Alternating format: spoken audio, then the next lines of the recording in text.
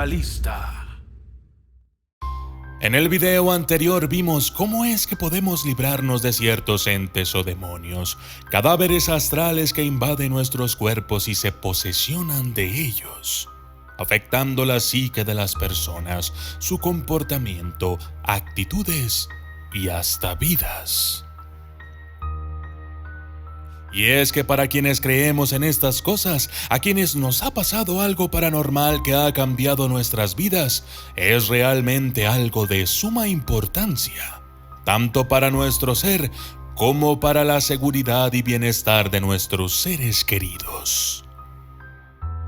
Se cuentan historias de tiempos remotos sobre este tipo de entes o espíritus inmundos que, de manera sobrenatural, entran a nuestros cuerpos, supuestamente por los pies. Se alojan en ti y se nutren de la energía vital. Quizás para algunos se escuche extraño, pero quizá uno de los mejores exorcistas de todos los tiempos fue el mismísimo Jesús. Así es, Jesús era un exorcista, cosa que veremos en otro video. Pero, ¿acaso la Biblia habla de Jesús expulsando demonios? Veamos. Marcos 1:21 al 28. Y entraron en Capernaum, y los días de reposo, entrando en la sinagoga, enseñaba. Se admiraban de su doctrina, porque les enseñaba como quien tiene autoridad, y no como los escribas. Pero había en la sinagoga de ellos un hombre con espíritu inmundo que dio voces, diciendo: «¡Ah! ¿Qué tienes con nosotros, Jesús Nazareno? ¿Has venido para destruirnos? Sé quién eres, el Santo de Dios». Pero Jesús le reprendió diciendo: «Cállate y sal de él». Y el espíritu inmundo, sacudiéndole con violencia y clamando a gran voz, salió de él. Y todos se asombraron, de tal manera que discutían entre sí, diciendo: «¿Qué es esto? ¿Qué nueva doctrina es esta, que con autoridad manda aún a los espíritus inmundos y le obedecen?» Y muy pronto se difundió su fama por toda la provincia alrededor de Galilea. Al parecer, el Hijo de Dios, el Santo de Dios o Jesús, podía expulsar a los demonios con tan solo ordenarlo. Aparentemente él no necesitaba recitar conjuros u oraciones, arrojar agua bendita ni otra cosa.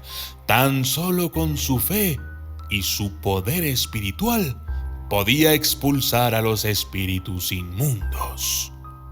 Pero, ¿por qué nosotros también podemos expulsarlos?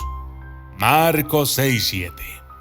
Después llamó a los 12 y comenzó a enviarlos de dos en dos, y les dio autoridad sobre los espíritus inmundos, y saliendo predicaban que los hombres se arrepintiesen, y echaban fuera muchos demonios, y ungían con aceite a muchos enfermos, y los sanaban.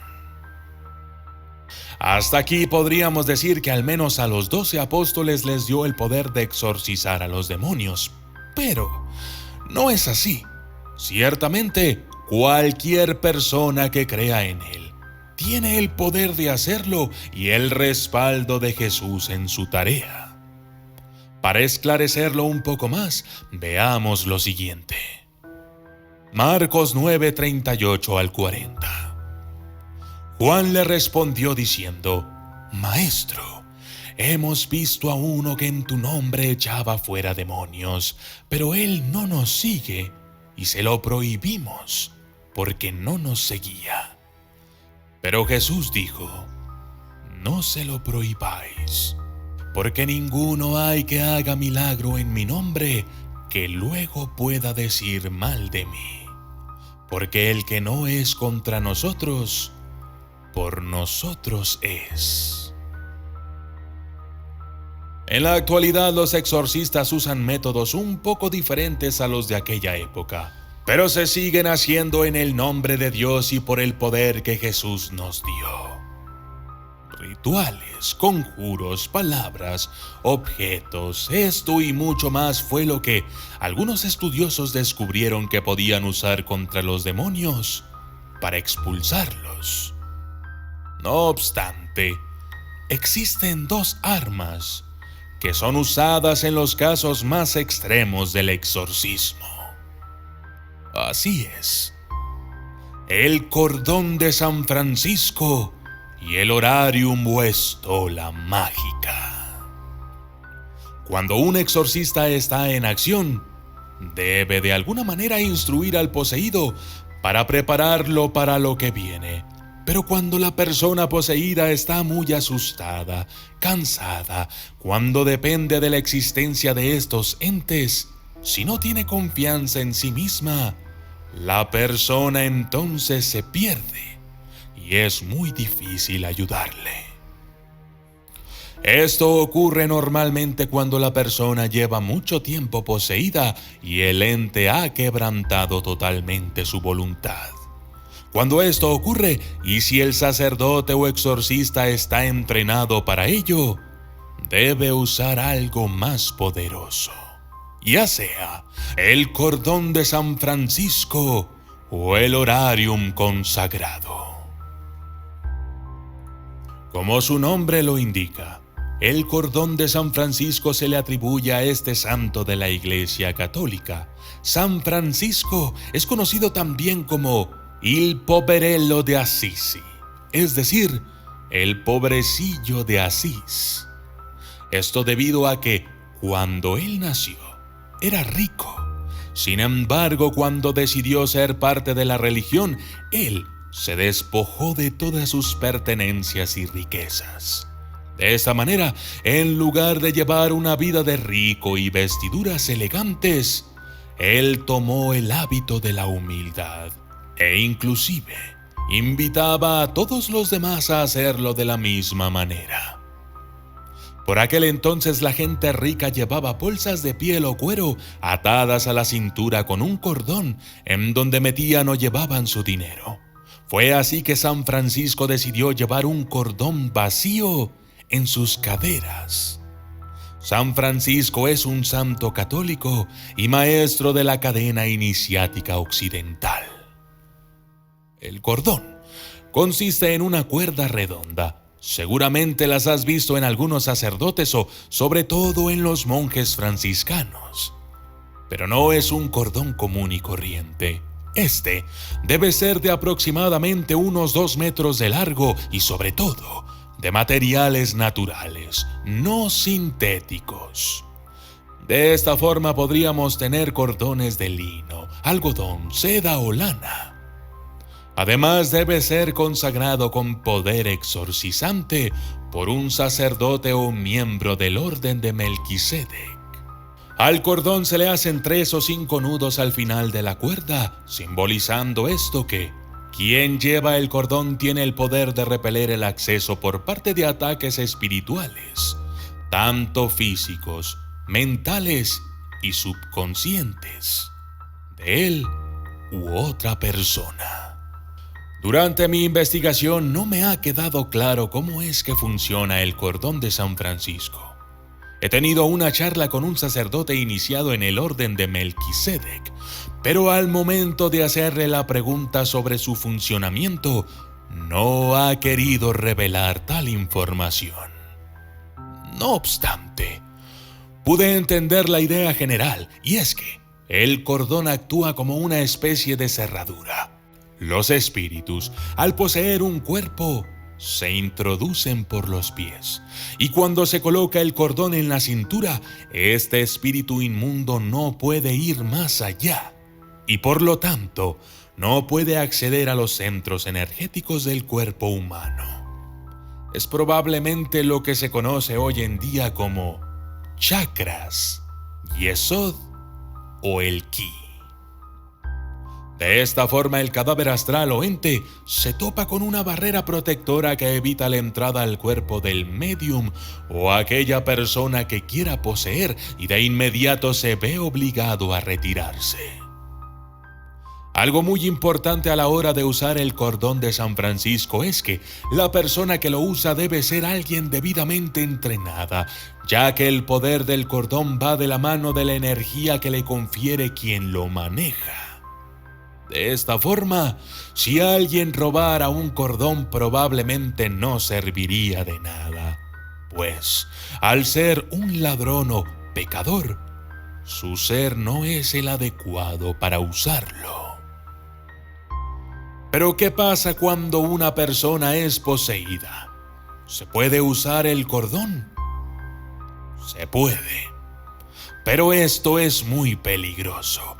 Y mientras tenga el cordón, este actuará de la misma manera. Es decir, que no dejará pasar al ente y en este caso, el ente no podrá salir del cuerpo poseído. Y esto es peligroso porque se corre el riesgo de que el ente muera. Y lamentablemente, la persona también. Entonces el cordón debe ser usado de una manera muy específica y con mucho cuidado, a veces en conjunto con otras técnicas u objetos, como el llamado horarium o estola mágica. El horarium es un instrumento mágico cuya principal función es la de proteger y demostrar el poder de quien sea su portador.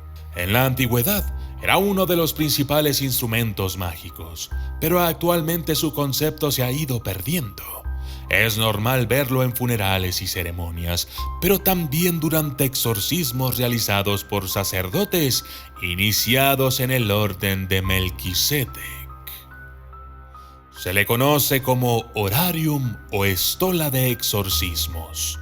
Lleva unos signos grabados o bordados sobre él que indican el grado de poder que posee quien porte la prenda, y es de color morado o violeta, ya que este representa el plano de la conciencia, que es considerada un plano más alto que el físico, el mental, elemental e incluso el astral.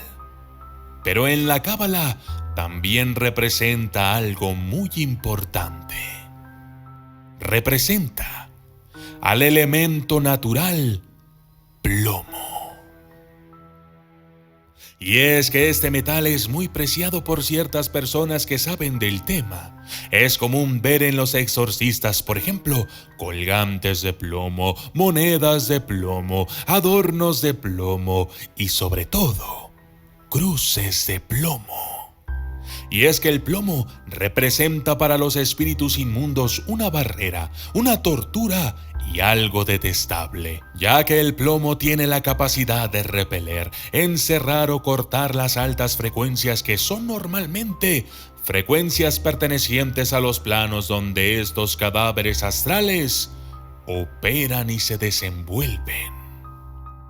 De este modo, cuando un exorcista coloca una cruz de plomo en la frente de un poseído, el espíritu inmundo que lo habita se siente asfixiado, agoniza, pues el plomo provoca una ruptura entre la conexión del ente y el ser humano.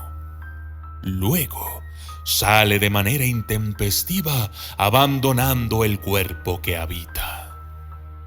El horarium trae escondidas entre sus costuras un par de bolsas negras y en ellas 2 cruces de plomo, que se usa de manera prudente junto con un ayudante, pues el uso de estas cruces puede ser muy peligroso, ya que el ente maligno puede morir y si éste muere el poseído también lo hará.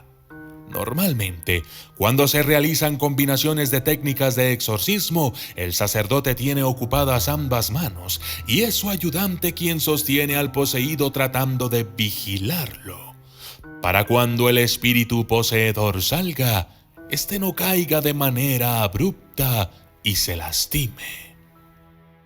Muchas veces el ente o cadáver astral decide lastimar a su víctima. Es por eso que en ocasiones se deben tomar medidas extremas, como sujetar al poseído, atarlo a una silla, cama o contenerlo de alguna forma. Así, pueden, hasta cierto punto, evitar lastimar a la persona.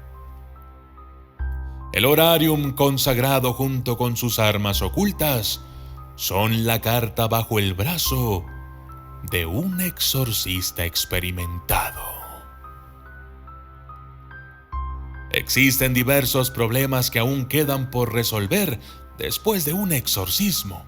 Muchas veces los poseídos quedan en un estado de trance, traumados, con la conciencia dañada y totalmente desbalanceados.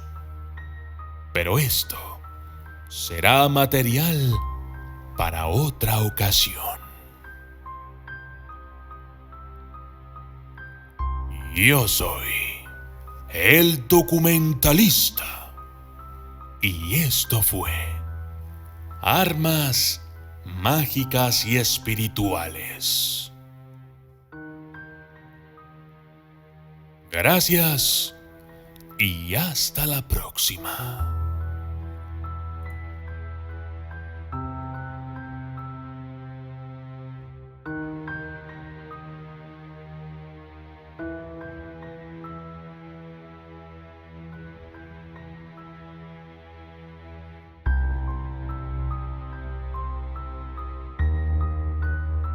Nel nome del Padre, del Figlio e dello Spirito Santo.